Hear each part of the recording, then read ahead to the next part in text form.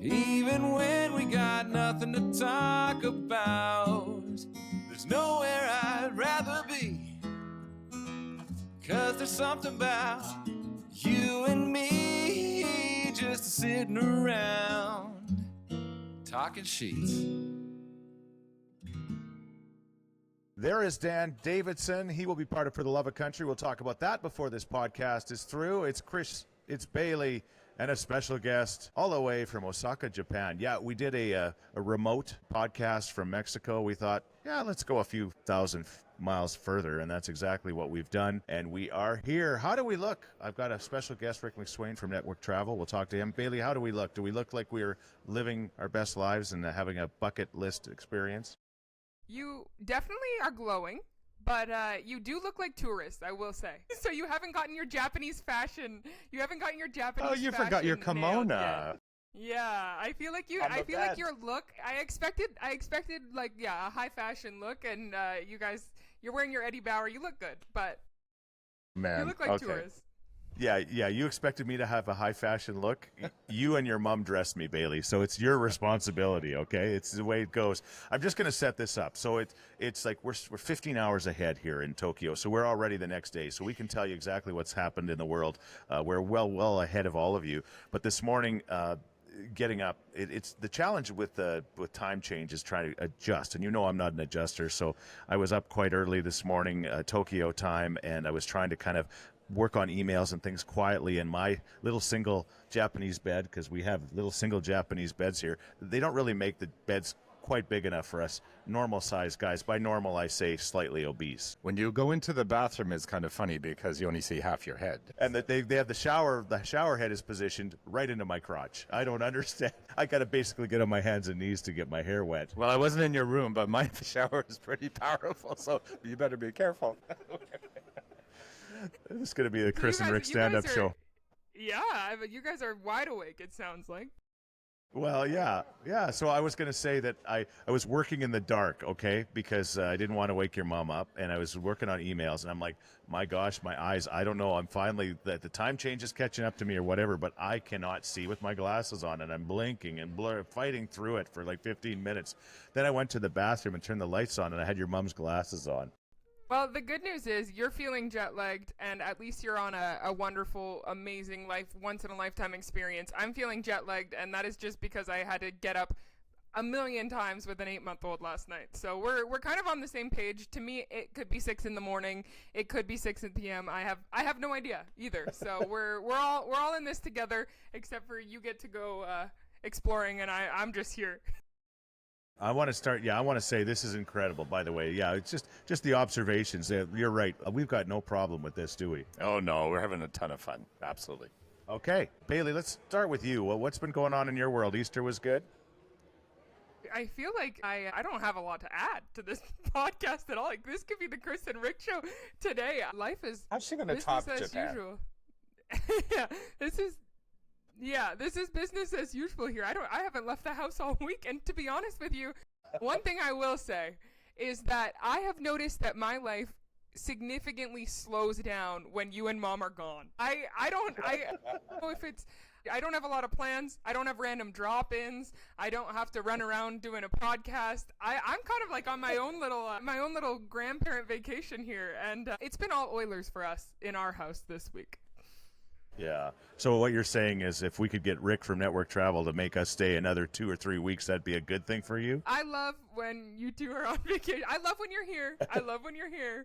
But my life is definitely less hectic. Okay, Baillie, send money. If you want to keep us captured here, this trip has been absolutely, it has been amazing. If you follow Network Travel, Rick does a great job with all of the things he does on Instagram. I've been doing some fun things as well. I mean, it started with Edmonton Airport's Fly, YEG, just sending us off in an incredible way. I mean, man, it was just like I've never been pampered like that before. Oh, I tell you, yeah, these guys just do a phenomenal job. Every time we partner with the airports, YAG, Adrian and the team out there just just incredible, just unbelievable. And shout out to One Dream Travel. They're the tour operator that we're working with. They're in Vancouver, but they've got a base here in Tokyo. So it's just fantastic. And we're seeing things on this trip because it's customized that normally you wouldn't see if you're just doing a regular Japan trip. So it was so funny. I mean, the next clip that we've got coming out is Chris getting yelled at because we're doing a little bit of a video as we're getting on this freaking high-speed bullet train. 200 miles an hour. And the guy starts yelling at it. The conductor sticks his head out the window and starts yelling at us. Get up, like this. Oh my God, it's so funny. We were worried a little bit about you following all of the rules and fitting in with the culture, so I'm glad to hear that that's going well. Yeah, I've only been told off once, and that was at a 7-Eleven. But we're having fun eating an egg salad sandwich. What can you do? And we're in Osaka now. Now we started in Tokyo, and then we went to Mount Fuji, and we'll get to that. But we're in Osaka now, and apparently, according to our tour guide, Osaka is like the place where they follow the rules the least in all of Japan. So this is probably where I fit in the best. They're pretty laid back here. So, but there's still a chance we might get kicked out of the country. Not yet. I'm not ready. I'm not ready to have them back yet. So we fly in this charter plane, and it was great. We get here, and the thing that I'd never done before was fly west, and we literally just kept chasing the sun. So as it was supposed to be getting dark, it never got dark. And we got here, and it was the afternoon. We left in the afternoon. We got here in the afternoon, and it was just outstanding. And in Tokyo, then we went and saw some of the sites, the red light district. I didn't even know what a red light district was. We don't even have a red light in Thorsby, so I didn't even know what a red light district was. But we saw some things. Okay, hold on a second. Red light is not like Amsterdam. Okay. Right? So not a whole lot of, But they called it that. Yeah, but there's some red lights there. Okay. and orange lights and green lights, and all sorts of lights. Okay, but we didn't go to the red light district like Amsterdam, but we saw downtown Tokyo. And Bailey, I know this is like the dream trip for you. You wish you could be on a dream trip like this, yes, right? Maybe one day. I am living vicariously through you. For sure. It's been like, the city, the lights, the Godzilla. I thought that was pretty cool. The picture that you got. Yes. All of the people. Talk about the concert that you had mentioned to me when we were chatting. Yeah, so we went to Tokyo Dome. We stayed at this hotel, the Tokyo Dome. And again, you don't know about these things until you see them. But the Tokyo Dome is a giant stadium, and they've got this giant hotel that literally would have thousands of people in it. But you never feel that. So we go to the Tokyo Dome is there, and there's a concert. And literally, like the morning of the show, there's just thousands of teenagers all lined up and ready to go. And Rick assumed it was like an autograph session for him. But it wasn't. It was this group called Joe One, I think. Joe One, and they've been going for 20 years. They're like a One Direction of Japan, and it was like unbelievable. When that show let out, we had gone on a roller coaster, which we should get to, but when that show let out and all of these kids came out, it was like it was pretty overwhelming. We certainly we stood out. Yeah, we actually what's the name of the restaurant? Shake Shack. Shake Shack. So we're in the Shake Shack. You went to Shake Shack in Japan? Oh yeah, and never get a vegetarian burger at the Shake Shack. Okay. He orders the portobello or whatever, the mushroom burger, but it's just a mushroom. And I'm telling you, the beef ones are great. But you're right. What are we doing at Shake Shack in Japan? But I know what I like, and I like what I like. And the food has been great, but the Shake Shack burger was good. Just don't get the portobello mushroom one. Fries were good. And just before that, we went on a roller coaster called the Blue Dolphin, I think. Yeah. And it went really quite fast. I was almost too big to fit in it. Like, I realized that I was having a real come to Jesus moment, because I think it's time for Dad to stop on the carbs, because if I can't get into a ride, if I can't fit, I probably need to maybe start to figure that out, because that's pretty depressing. They were struggling trying to get the bar down. Well, I don't know if you're safer in there if you're really tight. Like, maybe that's better. There's no movement. I felt safe. I said. Yeah, you were tight. The last time I felt that tight and that safe was in my mother's womb. Oh my gosh! And this was downtown. Like, was this indoor, outdoor? The roller coaster is outdoor, so Cool. So it was good until we got to the very top, and it was more than vertical. It was almost inverted. Worse than straight down. Anyways, it was like, everything was good until we got to the top, and then everyone started to sound like school kids crying. But nobody lost their Shake Shack, I hope. No, we didn't have their Shake Shack first. I wanted to go have a nice big milkshake first, but I didn't have a Shake Shack. But it was good. But again, that's just kind of the experiences you have. A little bit later on this week, your mom and I will be going to Tokyo Disney for a couple of days, and looking forward to that. But it's really not about that. It's about again, the people you go on these trips and the things that you see. Let's start with the most important thing: the toilets. The toilets, they're heated, Yes. and they have blow dryers, and they have like squirters or cleaners. Bidets. They're like a car wash. It's like a car wash. Yeah. Which is fine. I'm all over it. But the problem is, again, Small car. for a small car. Not a truck wash. Compact. Lucky I have a compact. I'm good. I don't even know what that means. But anyway, these toilets are great. Sometimes, like in our one hotel we stayed in at the Marriott, when you walk into the bathroom, the toilet lifts up. The toilet seat lifts up like it knows you're there. But it's crazy. And the other thing, Bailey, you can really relate to because of the situation you're in now. In Japan, everywhere there's nursing rooms, like just beautiful nursing rooms. There's places to put your baby, not just change tables, but you can actually sit them beside you while you're sitting down, and they seem to really, really care about that. And I think that it's a really nice touch. Yeah, and I've heard that they're a very, very child-friendly culture. But what you're telling me is that you and Mom should have also taken the baby, and then I really would have had a vacation while you were gone. She would just love it here, but she loves lights. Lights are like her favorite thing on earth right now, so it would be... She'd love it here. It's lights, yeah. When we were downtown Tokyo, you can't believe what you're seeing with your eyes. It's like Vegas in a way that it's just overwhelming, but it's really, really good. Poor Leona, like her grandpa, she might not fit in the roller coaster, though. I don't know. No, yeah, she's grown since you've been gone, so I feel like she's grown 3 inches. I don't know.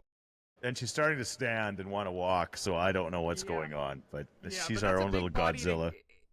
She is. She's Godzilla with her toys. She just takes them all down. That's exactly what I was going to say, is that I am living my own Tokyo experience here. Jet-lagged and dealing with Godzilla all day long. Telling me about Mount Fuji. I want to know about that experience. We didn't have the best weather day for Mount Fuji. So we thought, Rick, when we started.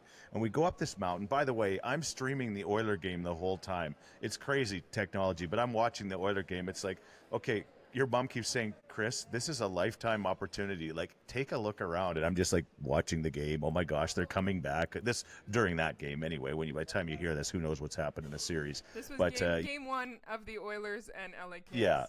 Yeah, and I'm the only one wearing my Oiler jersey for some reason. But you know what? Super weird, yeah. But there was almost 200 of us, so there's a lot of people that want to know how the game's going. But let's talk about going up that gondola. Or you can just cough, Rick. All right. Sorry. It was breathtaking. It was. So going up the gondola was really neat, because then we go above the cloud level, get to the top, and then there's open pit, basically top of the mountain, which is sulfur spewing everywhere, and it's just unbelievable. And so we were up there for an hour, and they've got these black eggs. What they do is they dip a regular chicken egg into the sulfur, and I guess the sulfur then turns the egg black, and if you eat the egg, it'll cook the egg, so it's a hard-boiled egg. Then you cook the egg, and you've got 7 years of good luck. So we ate a dozen. But after you eat three or four of the black eggs, you don't have any good luck. Trust me. They wouldn't let them on the... You're talking about sulfur. But yeah, so then we came down, and then we were told we don't know about cherry blossom season. We're right at the very end of the cherry blossom season, so we hadn't seen any, and we were like, oh, I guess we missed it. So we go to this area, and we go into this small town, and we kind of are like, well, what's going on? We're on the bus, and we roll into town, and on the way there, the skies open up, the clouds part, and there's Mount Fuji in all of her brilliance. They call her Lady Fuji, and that's beautiful. And then we get into this town, and there are the cherry blossoms. Our tour guide, who's amazing, I call her Little Tomato. She's from Spain originally, and she's fired up. She's got the brightest red hair. It looks like it's on fire. Yeah, oh yeah. And she's been doing this for 20 years in Japan. She's been coming here for 20 years, and she only has seen, I think, this a couple of times, where because the blooms only happen for 3 or 4 days, and then you either get rain or wind, and then the blooms just go away. But to see the mountain, Mount Fuji, and the blossoms at the same time, she said was extremely rare. So she was pretty pumped herself. So it was pretty cool. You know why that happened? No. Well, because I ate 3 black eggs. It gave me all that good luck. But it was spectacular. The Mount Fuji stuff, we shared the pictures. It's spectacular. We've seen temples. We've seen so many amazing shrines. Baillie, you know, we are close to the Buddhist culture. Our neighbor Bandy is a Buddhist monk. And I sent a picture of him with Karen and I at one of the shrines just saying, hey, we're here thinking about you. He says, you look very relaxed, Chris. I'm so happy. Because he never sees me relaxed. He usually sees me swearing on my lawnmower. Relaxed energy yet, so you might need to visit a couple more temples, and we'll see how that goes. But it's spectacular. And then these things have been around for like hundreds and hundreds and hundreds of years, right? Oh, yeah. We're working on him, though.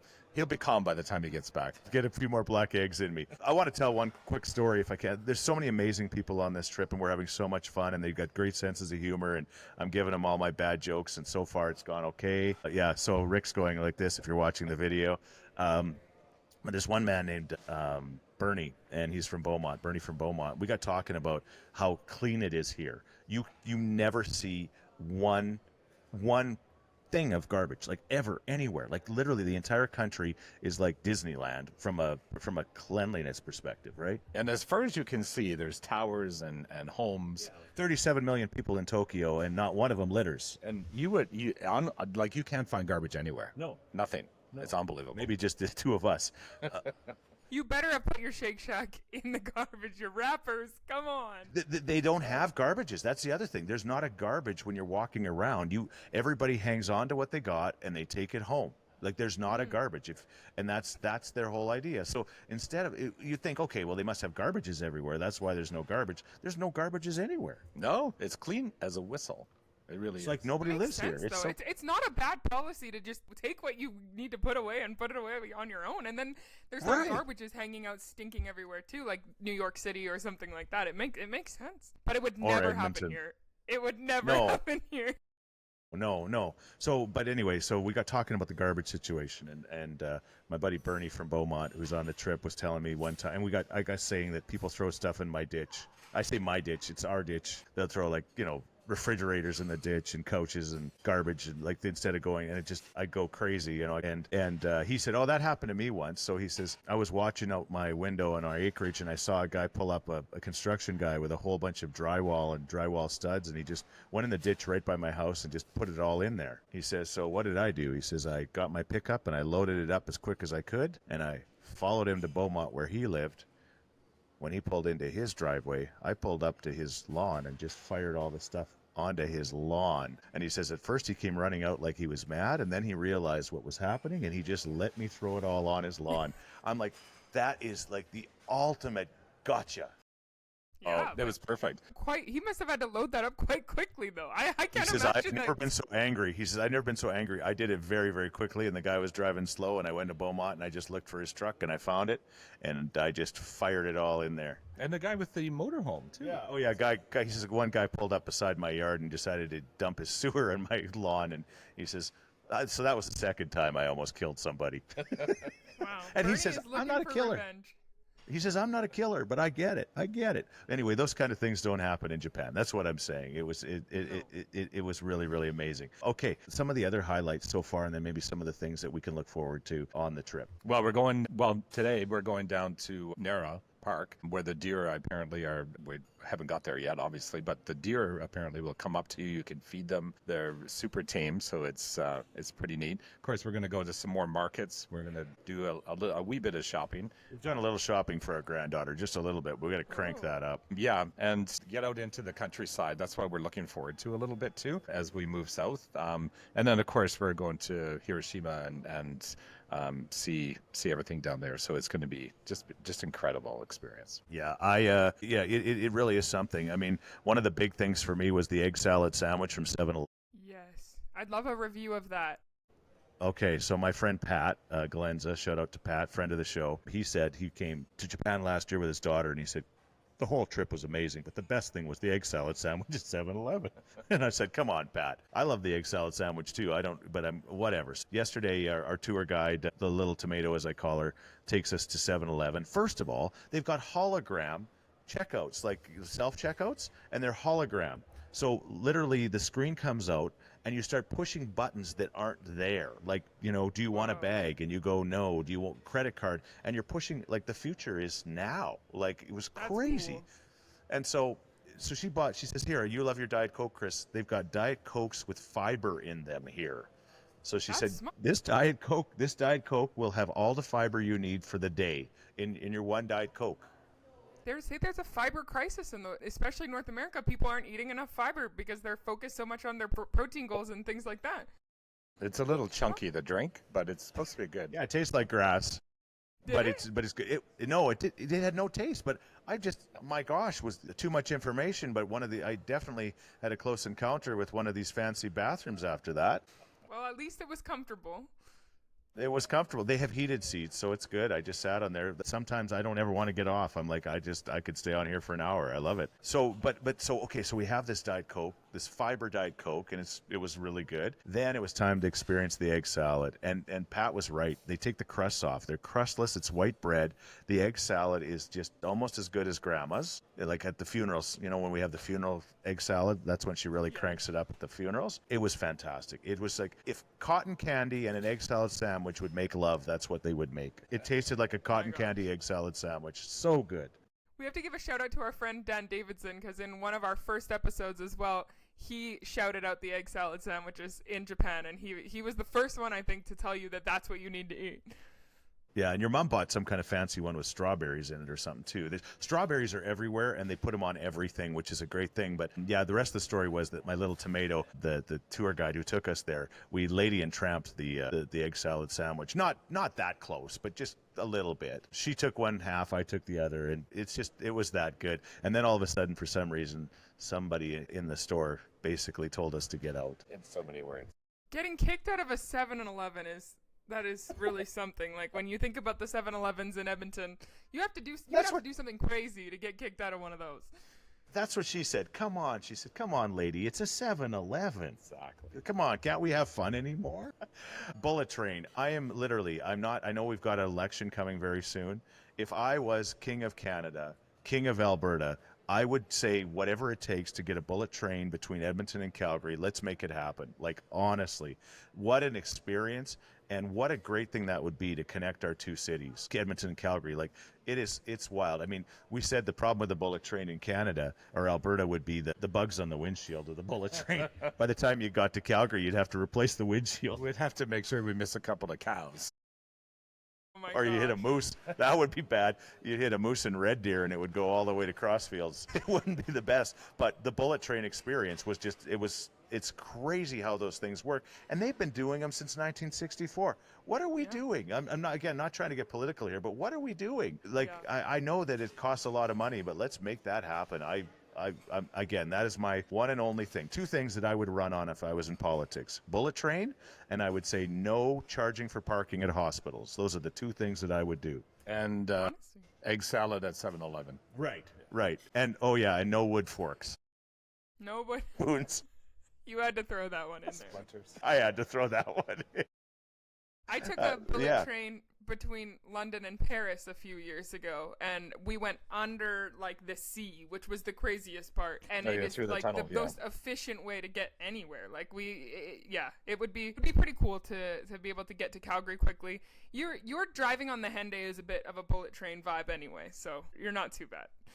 Hey, speaking of that, Bailey, by the way, if they had to do that, they could go under Pigeon Lake or under whatever they needed to do to make this happen. Speaking of driving, Bailey, let's talk about Londonderry, our wonderful sponsor, Londonderry Dodge. What's going on back at Edmonton with your little Jeep?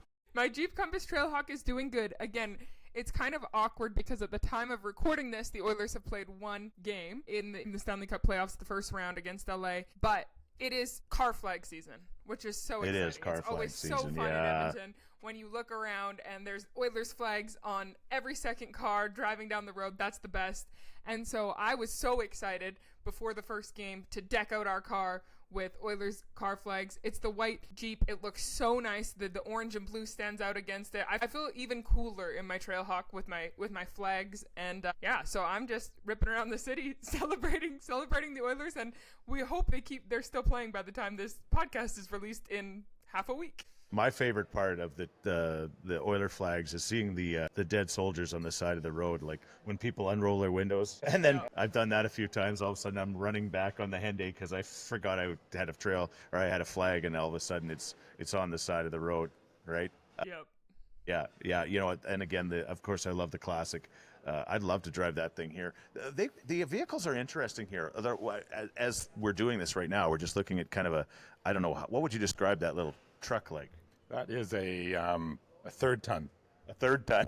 And there's a lot of third tons here. But there's a lot of really cool, like different Toyota vehicles.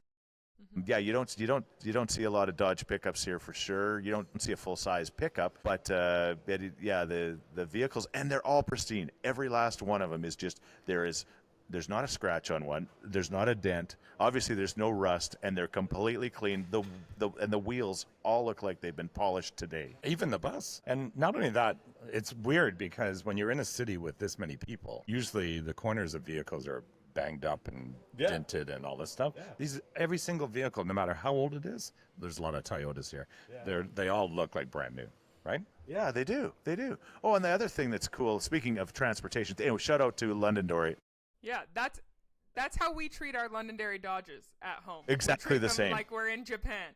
Pristine I'm like a Japanese driver. Yeah, for sure. We love our vehicles from Londonderry Dodge and our friends at Londonderry Dodge. Yeah, we absolutely do. We absolutely do. But the buses here, the big buses, and there's buses everywhere, but some of the roads we've gone on to go into, in particular when we went to the Marriott at the one hotel, you cannot believe that big giant bus can get through on those roads. The drivers here, I said, our guy is like Max Verstappen and Lewis Hamilton and all of them combined. He is, A, they are efficient. They get places in a hurry, but B, they just drive so well and so smooth. It's like riding in God's pocket. And comfortable. And I thought our bus was brand new. I mean, the seats are beautiful. It's extremely comfortable. It's big windows. Everything's actually, it's the cleanest country I've ever been to. I think probably the theme of this should be called respect. They seem to have a lot of it for what they own, for their country, for other people, because I did want to talk about some of those experiences with the people here, because that truly is the coolest thing. Obviously, there's a language barrier. They're trying their best. I'm not, because I have like 2 Japanese words, but they are absolutely... What words have you learned? Sushi, Roman noodles. Roman noodles? I don't. Yeah, ramen noodles. Ramen noodles. But they are so eager to please, and they're so happy, and they're so nice. And you know, yesterday when we left our other resort, I'm wearing my Oiler jacket, and the one young waiter says Oilers, and we get talking. He plays hockey in Japan. His favorite team's the Dallas Stars. His favorite team was the Dallas Stars because I worked on him on that, but. They're just so friendly, and they really are just so eager to please. I've never seen anything quite like it. You met him at McDonald's. No, that was the other guy. I met the Mongolian Ovechkin fan. We went to McDonald's just outside of Mount Fuji. Of course I did, but there's literally I was gonna say, wow, you're really selling the culinary experience here. Shake Shack and McDonald's. I didn't go to McDonald's, but I've done a lot of other things, Bailey, and I've tried everything that they've made me try. So I've been good, okay. And it's all been great. But every once in a while I need my McDonald's Coke Zero, which isn't as good as Diet Coke, but whatever. But anyway, this McDonald's overlooks Mount Fuji. It's at the base of it. I walk in with my Oiler jersey on because it was an Oiler game day, and all of a sudden this guy yells, Oilers! And I look over, and he's scrambling in his backpack, and he's putting on his Ovechkin jersey to show me. And he says, I'm from Mongolia. I play hockey. Ovechkin's my favorite player. And I said, yeah, no, I'm from Edmonton. And I pointed to my jersey, and he says, are you Connor McDavid's dad? No, I said, of course I am. Thanks for asking. And anyway, we hooked up on Instagram, and his name is Bad Bold. And Bad Bold 70, and he's now my friend from Mongolia. Again, these are the kind of things that you just don't experience unless you have the blessed opportunity to travel, thanks to my friend Rick at Network Travel. So, yeah, it's pretty incredible. We're having a good time. It helps that you're wearing an Oilers jersey everywhere you go. It's like you're like a beacon for people. I know. Your mom's like, is that a little bit too much? It's not too much. No way, it's not. The Oilers are about to play again in a few hours. I'll be wearing it all day. I don't care. I wear it. I'm just trying to think of if there's anything else that really, there's so many things. There's so many things that stand out. I think one thing that stands out is the hotel we were at a couple of nights ago, the night before last. So every room had their own heated kind of spa tub outside. Hot springs tub. So it had the special water from the hot springs and healing and that type of thing. Everyone was, I think, in bed by 9:30. Yeah. They were just exhausted. But you had your own your own personal tub on your deck facing out into the mountains, basically. So it was incredible. That was beautiful. That's a great point. So your mom went in first, and that was good. And I then didn't hear these stories. and then I went in. We didn't go in together because, like I say, we're too tired. You're keeping us too tired for any extracurricular activities. I also would imagine that the tubs are not large either. Well, right? okay. Thank you. That's where I'm going to go. So I get into this tub, and the water's pretty full, and it's made out of like stone. And I get into this thing, and I have never felt bigger, because when I got into it, it was like a tsunami of water that went over the sides. Like there was serious splashover. It was exactly like when Shamu was doing his thing at SeaWorld, and everybody in the first few rows got soaking wet. Okay, now put that into the visual. Can you imagine? I thought both of you were in when you were telling that story. If we had both went in, no, that would have been a disaster. That wouldn't have worked for us. That was more of a one-person situation. But You were this, flooding neighboring hot springs. oh my gosh, the water displacement was not pretty. The people in the bottom had to move.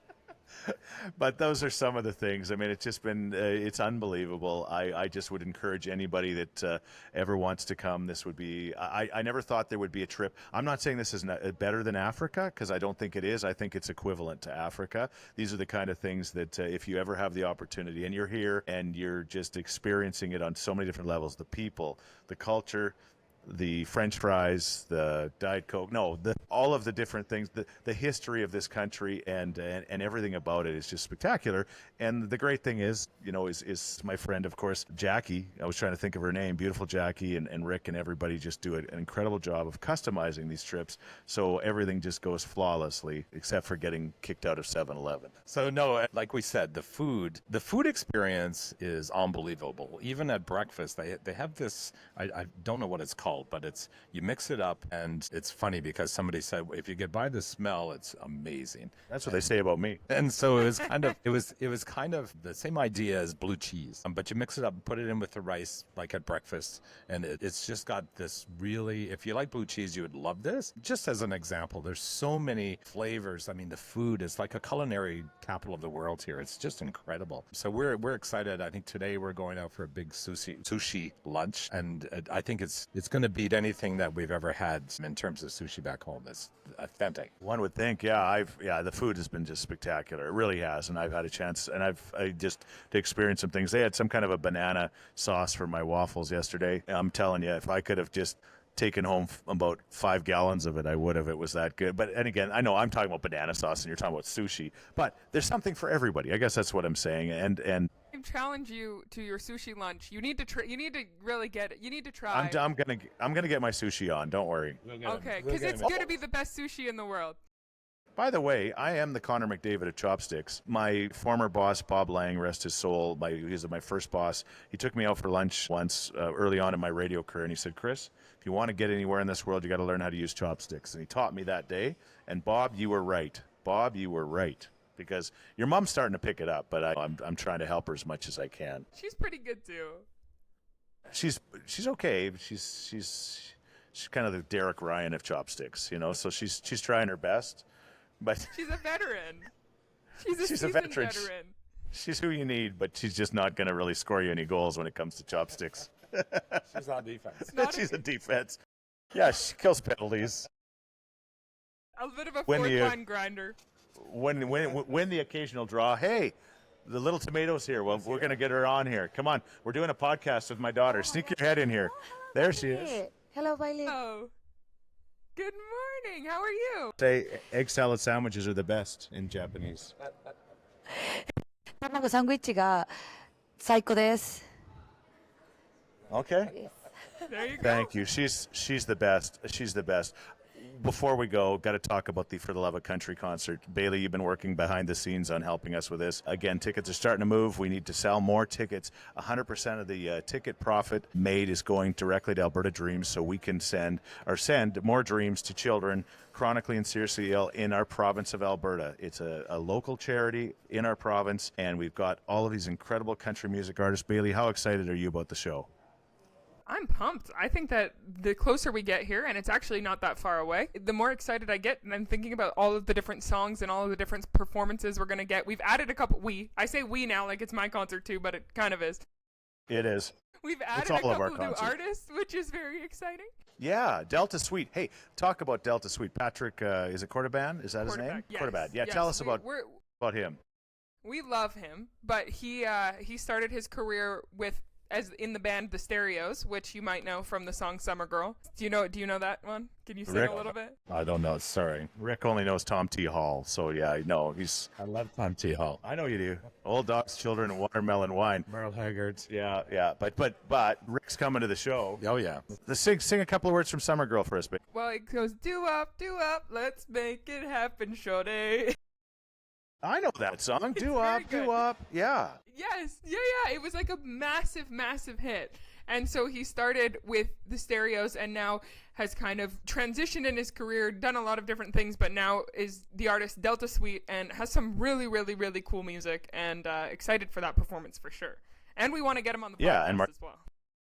We're going to get him on the podcast. Martina Dawn, she's from Devon. Her mom, Kim Simon, great family, great singer. She's coming. Again, Dan Davidson. We've got Tebe. We've got Emerson Drives, Brad Mates. We've got Doc Walker. It is going to be, if you're not there, you're going to regret it. And we've got enough people listening to this podcast right now. Trust me, if you all get a pair of tickets, we'd sell this thing out 3 or 4 times over. So if you can help us out, go to Ticketmaster, May 9th. You're going to want to be there. $49.49 for the 49th parallel for the love of country. Get your tickets now, and let's sell this puppy out and just make it an incredible night for Alberta Dreams, and also celebrating this wonderful country that we live in. How does that sound? Yeah, I mean, now that you're not in the country, what do you miss most about Canada right now? What do I miss most Not about much. Canada? Just say Baillie. I say my granddaughter, and I miss garbage. Like, it's so fun to see garbage on the roads. It's so boring here. Like, there's just no garbage. It's so weird. You should be barking at somebody that's throwing garbage, shit in your yard. Oh, absolutely, you should. So anyway, the theme is let's be more like Japan, right? Let's respect. Let's show the respect that our country deserves. Darn it, and everybody else. So this has been great, Rick. Thank you so much for coming along for the podcast this morning. We got to go take on the day and have breakfast. Again, thank you, Rick. Network Travel. They're the ones that can hook you up, just like they did us, and they have for all of these years for all these wonderful experiences. And thank you so much for coming. It's been, well, we're always kidding around and stuff, but in all seriousness, it is, I mean, we could learn so much from this country. We really could. Not just the garbage, but technology. There's so many things, and respect more than anything. I think these people are just incredible. They really are. And they had a bullet train in 1964. And when you were saying we kid around in all seriousness, I thought you were going to say, Chris, you're a good guy. I thought that was coming, and then I was going to say, Hold it a second. We're not going to go that far. I thought we were going to say, are we best friends? Hey, you two have done All right. pretty well. For if you haven't been watching the YouTube channel on this, you've done pretty well sharing one microphone, I will say. Like, maybe you've learned some respect and some collective behavior from the Japanese so far, because you did a good job sharing. You can teach an old dog new tricks. I do not like sharing, but I would share with Rick any day. Thank you, everybody. Next week's episode is going to be Tebe for the love of country, and we're going to get to the story of his life, and it's absolutely incredible. Thank you so much for listening. Have a fantastic week, and take it away, Dan, from Japan. Even when we got nothing to talk about, there's nowhere I'd rather be. 'Cause there's something about you and me just sitting around talking sheets.